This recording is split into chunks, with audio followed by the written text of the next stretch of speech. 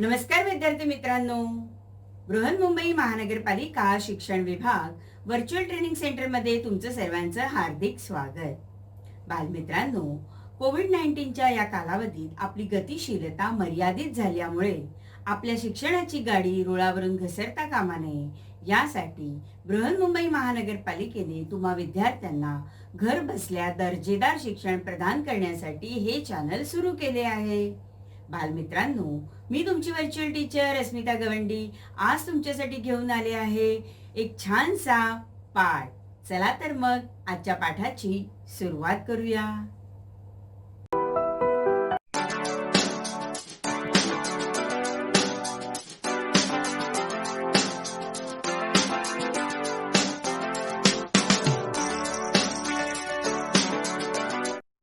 विद्यार्थी मित्रांनो, आज आपण इयत्ता 6वीचा आपला आजचा विषय आहे नागरिक शास्त्र. बालमित्रांनो, आज आपण नागरिक शास्त्रामध्ये एक छानसा पाठ अभ्यासणार आहोत.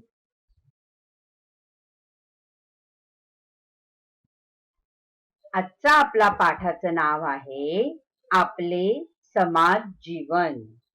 या पाठामध्ये आपण अभ्यासणार आहोत माणसाला समाजाची गरज का वाटली, माणसातील समाजशीलता, आपला विकास आणि समाज म्हणजे काय या मुद्द्यांवर आपण आज माहिती घेणार आहोत.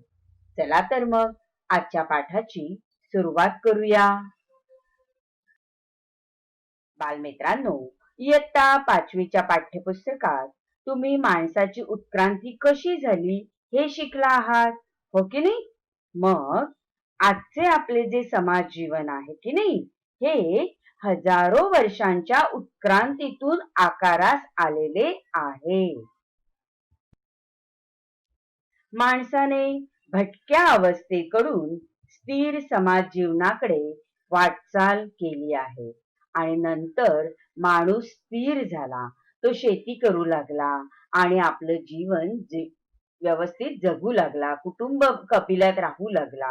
म्हणजे आधी माणूस हा भटक्या अवस्थेत जगत होता, जंगलात राहत होता, तो समूहात राहत नव्हता, पण हळूहळू तो समूह प्रिय, समाज प्रिय होऊ लागला.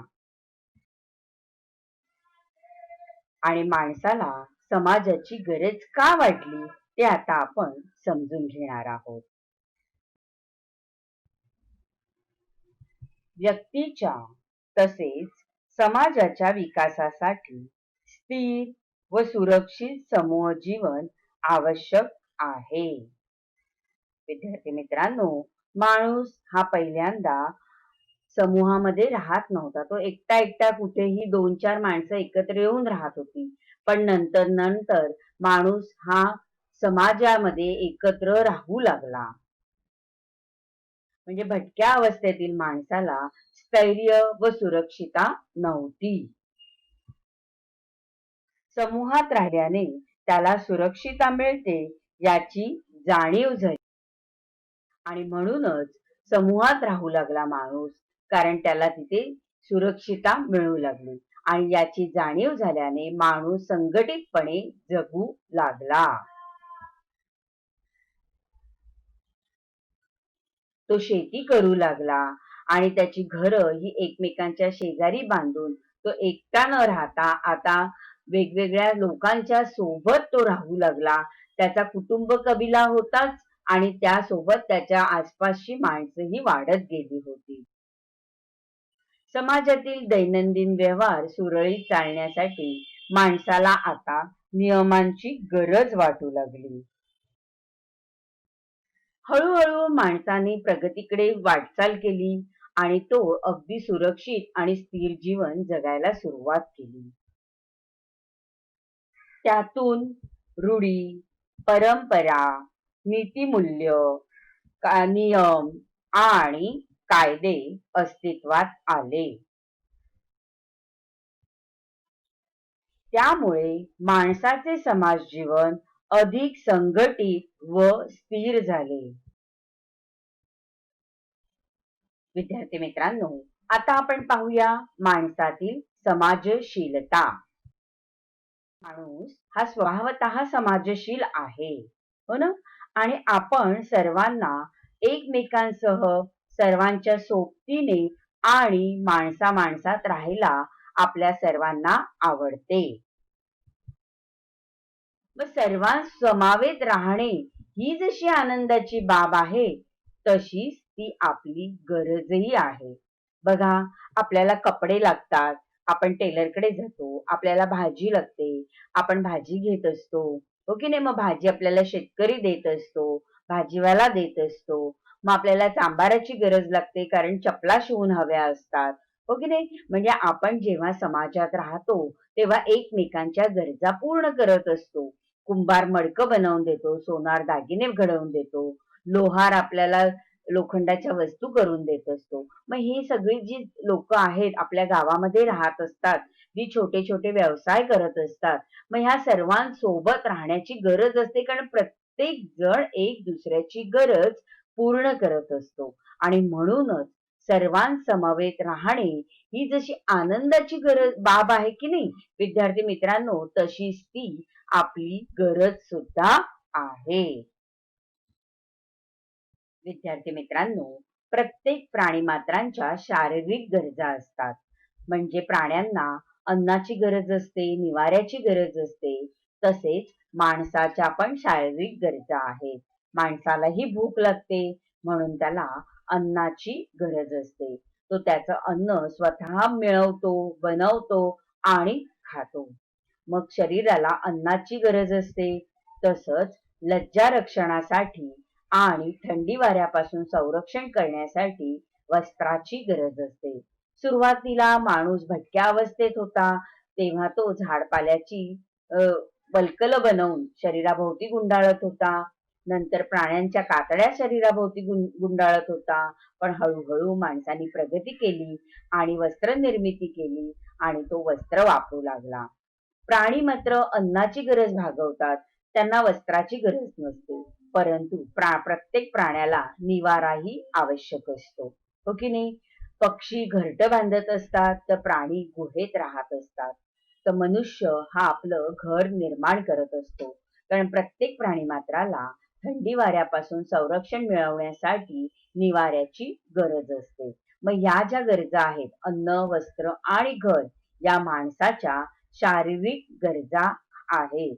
आणि मग या पूर्ण झाल्या की माणसाला स्थैर्य मिळते. परंतु माणसाला तेवढेच पुरेसे असते का? त्याला काही समस्या असतात, तर त्या कोणाशी तरी वाटायच्या असतात. त्याचा आनंद असतो, तो कोणाला तरी सांगायचा असतो. मग ते आपल्या मित्रमैत्रिणींना किंवा आपल्या पालकांना मुलं सांगत असतात, हो की नाही? मग ह्या ज्या त्यांच्या भावनिक गरजा आहेत, ह्या भावनिक गरजा ही महत्वाच्या असतात. मग आपल्या भावनिक आणि मानसिक गरजा कोणत्या? तर आपल्याला आनंद होतो, आपल्याला लाज वाटते, आपल्याला राग येतो, आपल्याला भीती वाटते. मग ह्या सगळ्या ज्या गरजा आहेत ना, ह्या आपल्या भावनिक आणि मानसिक गरजा आहेत. आपल्याला आनंद झाला तर कोणाला तरी सांगावासा वाटतो. दुःख झाले तर आपल्या सोबत कुणीतरी असावे असेही आपल्याला वाटते, हो की नाही? मग आपल्या कुटुंबातील लोक, नातेवाईक आणि मित्रमैत्रिणी यांचा सहवास आपल्याला आवडतो आणि यातूनच आपली समाजशीलता दिसते. बालमित्रांनो, आता मला सांगा, तुम्हाला जर एखाद्या स्पर्धेमध्ये बक्षीस मिळालं, हं, मग तुम्ही काय कराल? ते बक्षीस स्वतःजवळ गपचूप ठेवून द्याल की मित्रमैत्रिणींना दाखवाल? दाखवाल ना मित्रमैत्रिणींना? मग तुम्हाला हा जो प्रतिसाद त्यांच्याकडनं मिळतो, त्यांच्याकडनं कौतुक तुमचं होतं. मग हे असं कौतुक केलं की तुम्हाला खूप छान वाटतं, हो की नाही? म्हणजे समजा तुम्ही जर चित्रकलेच्या स्पर्धेत बक्षीस मिळवलं असेल, तर तुम्हाला नवीन नवीन चित्र काढायला सुद्धा हुरूप येतो, हो की नाही? मग अशा पद्धतीने जेव्हा तुमचं कौतुक होतं, की तुम्हाला खूप आनंद वाटतो.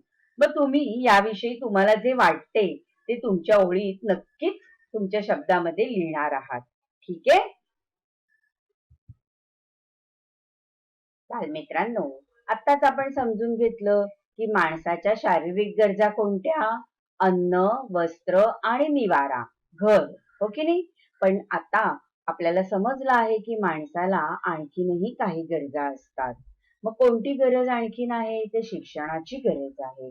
मग प्रत्येक व्यक्तीला अन्न, वस्त्र, निवारा आणि शिक्षण हे महत्वाचं असतं. म्हणजेच याचा अर्थ काय झाला की प्रत्येक माणसाच्या अन्न, वस्त्र, निवारा, शिक्षण आणि आरोग्य या मूलभूत गरजा आहेत. आणि आता हे तुम्हाला माहीतच आहे, हो की नाही? मग समाजातील व्यक्तीचे श्रम आणि कौशल्यांमुळे वस्तू तयार होतात, हो ना? म्हणजे प्रत्येक व्यक्ती काही ना काही काम करत असते आणि त्यातून ती काहीतरी घडवत असते, निर्माण करत असते आणि ती प्रत्येक व्यक्तीला वाटत असते. म्हणजे प्रत्येक व्यक्तींच्या गरजा या समाजातून पूर्ण होत असतात. तसेच शिक्षण आणि आरोग्यविषयक सेवा सुविधांमुळे आपण सन्मानाने जगू शकतो. वेगवेगळे उद्योग व व्यवसायातून आपल्या गरजा पूर्ण होतात, हो की नाही? आता आपण एक व्यवसाय पाहूया हा. उदाहरणार्थ, आपल्याला अभ्यासासाठी पुस्तक लागते, हो की नाही? आणि मग आपण जेव्हा अभ्यास करतो, जेव्हा पुस्तक वापरतो, वही वापरतो, त्या वहीसाठी आणि पुस्तकासाठी कशाची बरं आवश्यकता असते? सांगा काय लागतं आपल्याला? तर त्यासाठी म्हणजे या पुस्तकासाठी आपल्याला कागद लागतो, हो की नाही? मग हा जो कागद आहे, हा कसा निर्माण होत असेल? मग ही कागद निर्मिती प्रक्रिया पूर्ण कशी होते? म्हणजे वही आपल्या हातात जेव्हा येते किंवा पुस्तक आपल्या हातात येतं, मग ते कसं निर्माण होऊन येतं पहा बरं. विद्यार्थी मित्रांनो, हे जे पुस्तक आहे, हे तुमच्या हातात जेव्हा पुस्तक येतं, त्यासाठी पहिल्यांदा काय गरज असते? तर ह्या पुस्तकासाठी जो कागद हवा आहे, या कागदाची निर्मिती केली जाते, बरोबर? मग निर्मिती झाल्यानंतर त्या कागदावरती छपाई होते. छपाई झाल्यानंतर त्या कागदाची बांधणी केली जाते, म्हणजे पुस्तक बांधणी केली जाते आणि नंतर ते पुस्तक आपल्या हातात येतं. एखादा व्यवसाय किंवा उद्योग जेव्हा विकसित होत असतो, त्यामध्ये अनेक व्यक्तींचा वाटा असतो. उदाहरण पहा, वस्त्र निर्मिती व्यवसाय आहे. मग तिथे कापूस निर्माण करण्यापासून सुरुवात होते. म्हणजे शेतकरी कापूस निर्माण करतो, मग त्या कापसापासून धागा बनवला जातो. त्यानंतर धागा विणला जातो आणि कापड निर्मिती प्रक्रिया सुरू होते. कापडावरती रंगरंगोटी केली जाते. ते कापड शिवलं जातं आणि त्यानंतर त्याचे जे कपडे बनले जातात ते दुकानांमध्ये आपल्याला दिसून येतात. म्हणजे आपल्या आता लक्षात आलं असेल की समाजातील अनेक विविध व्यवसाय जे आहेत त्यामध्ये अनेक लोकांचा सहभाग असतो आणि या व्यवसायांमुळे आपल्या गरजा भागतात. आपल्यातील क्षमता, कौशल्यांचा विकास होतो आणि समाजात मूलभूत गरजांची पूर्तता होते. विद्यार्थी मित्रांनो, सुरक्षितता, कौतुक, प्रशंसा आणि आधार इत्यादींसाठी आपण काय असतो? एकमेकांवर अवलंबून असतो. म्हणजे आपण सर्वजण हे एकमेकांवर अवलंबून असतो, म्हणूनच आपले समाज जीवन हे परस्परावलंबी असते. विद्यार्थी मित्रांनो, सकाळी उठल्यापासून आपल्याला लागणाऱ्या वस्तू आपल्यापर्यंत पोहोचण्यास कोणाकोणाचा सहभाग असतो? बघा बरं, आपण सकाळी उठतो त्यावेळेला आपल्याला चहा लागतो, हो की नाही? आणि मग त्या चहामध्ये आपण दूध घालतो. मग हे जे दूध आहे, हे दूध आपल्यापर्यंत पोहोचण्यासाठी कोणाकोणाचा सहभाग आहे माहितीये तुम्हाला? बघा, गवळी गायीपासून दूध मिळवतो, म्हणजे गवळ्याचा सहभाग येतो. मग ते दूध विक्री केंद्रात जातं आणि तिथे सगळं दुधाचं संकलन होतं. ते दूध नंतर गाडीने वेगवेगळ्या शहरांमध्ये पोहोचवलं जातं. मग आपल्या शहरात जेव्हा ते दूध येतं तेव्हा त्या सेंटर पासून आपल्या घरापर्यंत दूध मिळवलं जातं. म्हणजे दूध हे आपल्यापर्यंत पोहोचताना किती जणांचा त्यामध्ये सहभाग आहे हे लक्षात घ्या. विद्यार्थी मित्रांनो, दूध हा एक व्यवसाय पाहिला, तसं वस्त्र हा एक व्यवसाय बघा. कापूस निर्मितीपासून कापूस पिंजणे, त्याचा धागा बनवणे, त्या धाग्यापासून वस्त्र निर्मिती करणे आणि या सर्वांमध्ये म्हणजे ते तयार वस्त्र दुकानामध्ये येणं, या सर्वांमध्ये सुद्धा किती जणांचा सहभाग असतो, हो की नाही? मग असे 5 वस्तू तुम्ही लक्षात घ्या की त्या 5 वस्तू बनवण्यासाठी किती किती लोकांचा सहभाग असतो, त्याची नोंद करा. ठीक आहे? आपला विकास. आता आपला विकास कसा घडतो हे आपण आता पाहूया. प्रत्येक माणसात निसर्गतःच काही गुण आणि काही क्षमता असतात आणि त्या सुप्त अवस्थेत असतात आणि त्याचा विकास जो आहे हा त्यांचा विकास समाजामुळे होतो. आता आपण एक उदाहरण पाहूया. परस्परांशी बोलण्यासाठी आपण भाषेचा आधार घेतो, हो की नाही? पण ती आपल्याला जन्मताच अवगत असते का? नाही ना. आपण ती हळूहळू शिकतो. म्हणजे आपली भाषा आपण आपल्या घरातून शिकत असतो. अनेक भाषा या समाजामध्ये बोलल्या जातात. मग ते आपल्याला कशा बरे समजतात? आपल्या शेजारी अनेक भाषा बोलणारे लोक राहत असतात. मराठी, कन्नड, तेलुगू, बंगाली, हिंदी, गुजराती, उर्दू अशा अनेक भाषा बोलणारे लोक आपल्या आजूबाजूला असतात आणि आपली घरातली भाषा आपण जशी घरात शिकतो तशीच अन्य भाषा ज्या आहेत या आपण समाजाकडून शिकत असतो, हो की नाही? मग जी भाषा आपल्या घरात बोलली जाते ती भाषा आपण प्रथम शिकतो आणि जी भाषा आपले शेजारी बोलतात ती भाषा आपल्या परिचयाची होत जाते हळूहळू आणि त्यानंतर आपल्या शाळेत निरनिराळ्या भाषा आपल्याला शिकण्याची संधीही मिळते. आपल्याजवळ स्वतंत्र विचार करण्याची क्षमता असते आणि प्रत्येक माणूस हा स्वतंत्र विचार करत असतो. कोणाचेही विचार हे सारखे नसतात. प्रत्येकाच्या विचारांमध्ये त्याच्या भावभावना गुंतलेल्या असतात. आपण आता एक उदाहरणच पाहूया बरं. तुम्हाला शाळेत एक निबंध दिला जातो लिहायला. सर्व विद्यार्थ्यांना विषय सारखाच दिलेला असतो, पण तरी सुद्धा 2 विद्यार्थ्यांचे निबंध हे सारखे नसतात. का नसतात सारखे? विषय तर एकच आहे. उदाहरण घ्या, आई हा विषय निबंधासाठी दिला आहे आणि आईचं वर्णन करताना प्रत्येक विद्यार्थी आपल्या आईबद्दल जो स्वतंत्रपणे विचार करतो, तो आपल्या निबंधामध्ये मांडत असतो. आता तुमच्या लक्षात आलं असेल की त्यातील तुमचा विचार वेगळा असतो, कारण आपल्या भावनिक क्षमता आणि विचारशक्ती ही समाजामुळे विकसित होत असते आणि विचार मांडण्याची आणि भावना व्यक्त करण्याची संधी ही सुद्धा तुम्हाला समाजामुळेच मिळते आणि म्हणूनच तुम्ही जे विचार प्रकट करत असतात तुमच्या विषयांमधून ते तो विचार जो आहे तो प्रत्येकाचा भिन्न भिन्न असू शकतो, हो की नाही? माणसातील कलागुणांचा विकासही समाजामुळे होतो.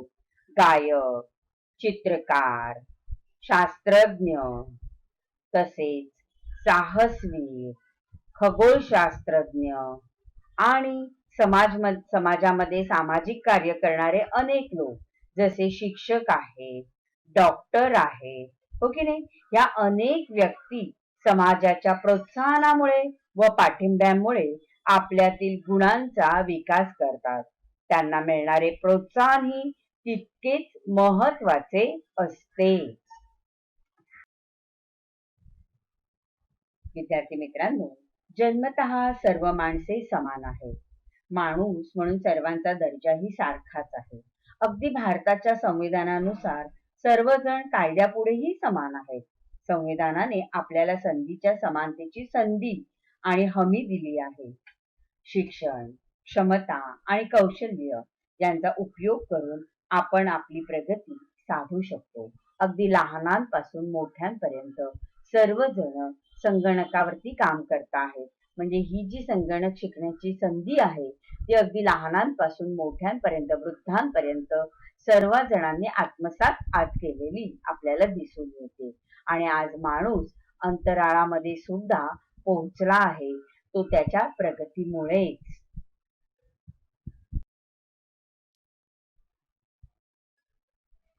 आता आपण समजून घेऊया समाज म्हणजे काय. समाज म्हणजे काय, तर सर्वजण एकत्र राहणे. झुंड म्हणजे समाज का? नाही. मग समाज म्हणजे काय? चला तर मग समजून घेऊ.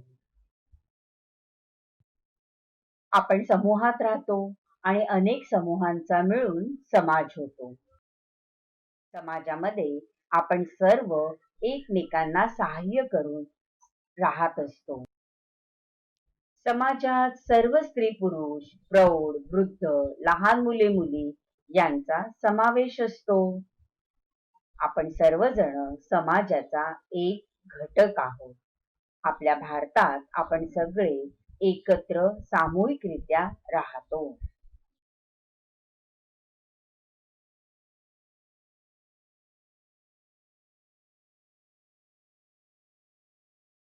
तसेच समाजात विविध गट, संस्था, संघटना असतात.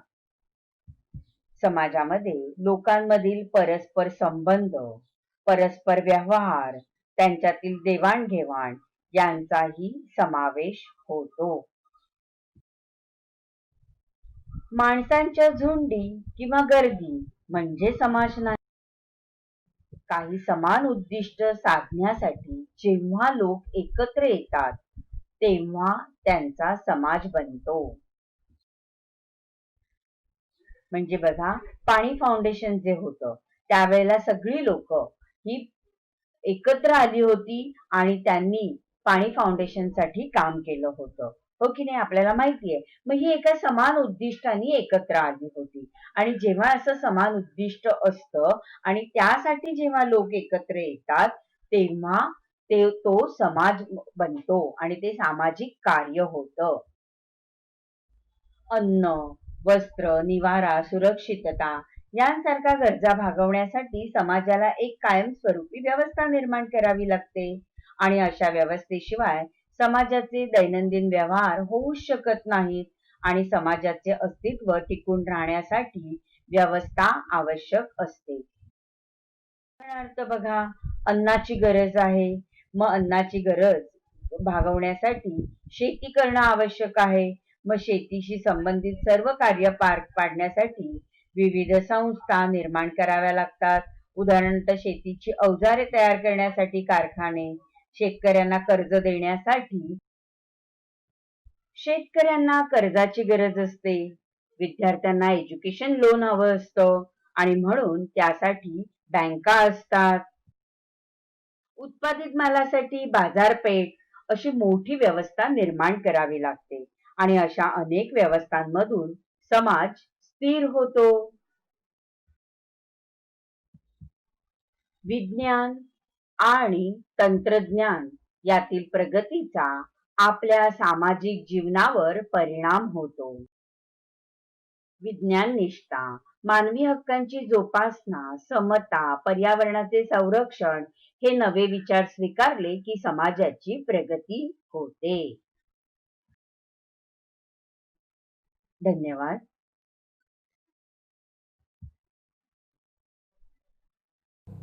बालमित्रांनो, कसा वाटला तुम्हाला आजचा पाठ? आवडला ना? मग माझे जर असे छान छान पाठ तुम्हाला पाहायचे असतील ना, तर हे चॅनल सबस्क्राईब करा. आणि हो, या पाठांचे तुम्हाला जर पहिल्यांदा नोटिफिकेशन हवं असेल तर बेल आयकॉनला क्लिक करा. आणि तुमच्या काही प्रतिक्रिया असतील तर त्या तुम्ही कमेंट बॉक्समध्ये नक्कीच लिहा. आता आपण इथेच थांबणार आहोत. धन्यवाद.